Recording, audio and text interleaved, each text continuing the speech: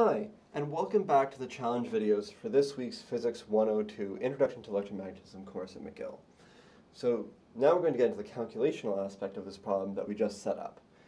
So what we want to find is the spring constant that will produce equivalent simple harmonic motion to this three-charge system, which I explained in the last video. So to do that, and start getting to the calculational meat of the problem, I need to define some numbers. So far we don't have a value for h, we don't have a value for theta, and we don't have a value for L. So let's get that sorted out. So a value for L that we'll use is 1 times 10 to the minus 9 meters. So that's a nanometer. We have h is 5.001 times 10 to the minus 10 meters, and theta is equal to 1.1458 degrees. Okay, so the first thing to notice is that 1.1458 degrees is a very small angle. So the small angle approximation might come in useful. Okay, so now that we have that, we've already done some other things that we know. For example, the force on a spring is equal to minus Ks, so that's the spring constant K, times delta X. Okay? So delta X, if this charge Q is at its maximum extension, is going to be equal to h times sine theta. Because we know the theta here, not the theta here, instead of h cosine theta, which we typically see, is going to be h sine theta. So let's call this distance here delta x, and let's say delta x is equal to h times sine theta. Okay. So let's set up the forces. So we already have worked out that the forces in the y direction are going to balance. So we only need to focus on the forces in the x direction. So the forces in the x direction are going to be fairly straightforward. So we have Fx total is going to be equal to K electric big Q little q over h squared sine theta plus K electric big Q, so this is from this one, big Q little q over h squared times sine theta. So we can see here is that clearly these two in the x direction are going to contribute the same amount. So we're going to simplify things here a little bit. Let's get rid of the second term and just multiply the whole thing by a factor of 2 up front. Okay, so far so good, a fairly simple expression. Now what you remember is that delta x is equal to h sine theta. Okay, we have a sine theta here, but we don't have an h in the numerator. So let's multiply this by h over h. So this is just multiplying something by 1, which is a fairly common trick in physics, but it's going to give us what we want. So this is now equal to 2ke q over h cubed, because I multiplied h squared by h, times h sine theta. Okay, but we know that's delta x. So let's just remove h sine theta and replace it with delta x. So now remember, our goal here is to find the spring constant, or the equivalent spring constant of this oscillator. So let me get two different colors. Looking at this value for the force, Fx is going to be the total force, since the y force is canceled out. We see we have a delta x here, and we have a delta x here. So far, these already look the same. We also have something in front of the delta x, a prefactor. We have this here,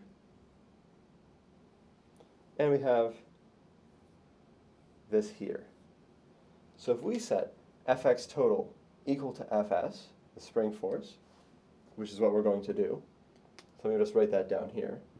Fs equals Fx total, then, well, these parts are already equal, and that's simple. But we also know that these two parts must be equal. Okay, so if you want to find the spring constant, this is how we should go about it. So let me write that down over here. Minus Ks is equal to 2 times K electric, big Q, little q, over h cubed. All right. We now have everything we need to know to solve this problem.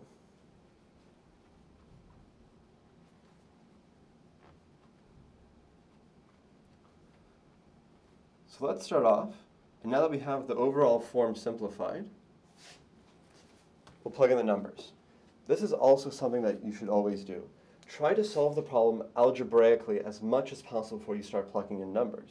If you start calculating things halfway and rounding, you can propagate rounding errors throughout your problem. So if you rounded something, say, very early on in our force equation with, say, 2ke times q, and you just round, and then you round again, and then you round again, you can actually wind up being off by several %. And that could be enough, especially on your online assignments. Okay, so now let's put that into some numbers. So we know minus Ks is equal to 2 times 8.99 times 10 to the 9 Newton meters squared per coulombs squared. Always remember again to put in units wherever you can. And we have 1 times 10 to the minus 18 coulombs. I'm just doing a shorthand here, because 10 times 10 to the minus 19 is 1 times 10 to the minus 18, times minus 1 times 10 to the minus 19 coulombs. Okay. Divided by 5.001 times 10 to the minus 10 meters cubed. Okay. So what we can notice now is that there's a minus sign here and a minus sign here. So we can pull the minus sign out from here and put it in front. And then if we multiply both sides by -1, both of these minus signs will disappear. So now, if you plug in all these numbers into your calculator, you'll find that the answer is 14.38 newtons per meter. So a spring with a spring constant of 14.38 newtons per meter would give us the same frequency of the simple harmonic motion as we find in that problem. So now that we know that Ks, let's put that down over here, Ks equals 14.38 newtons per meter. Let's find the oscillation frequency.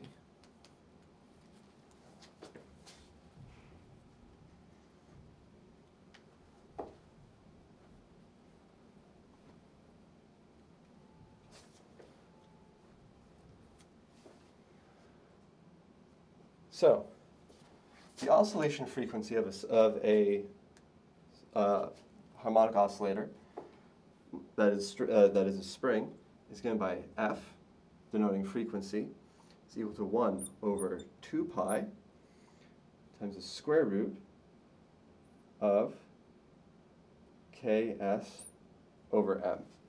Okay, but we need a mass, so we need to attach a mass to this oscillator. Okay, so let's say this has the mass of a proton.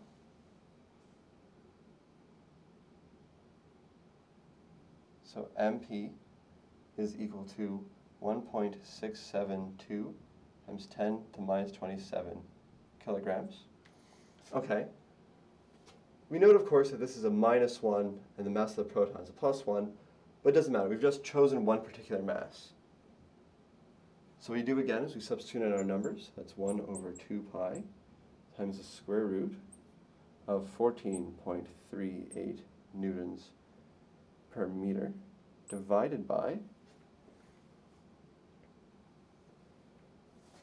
1.672 times 10 to the minus 27 kilograms. And what we find is that our final answer for the frequency is 1.476 times 10 to the 13 seconds to the minus 1. Okay, but this actually refers to a frequency of 14.76 terahertz. So there we have it. The frequency of this whole system, if charge Q, which has a negative overall charge, but the mass of a proton is oscillating, we can now make that entirely equivalent to a system that's given by a mass on a spring, where this has MP and Ks is equal to 14.38 newtons per meter. And there you go.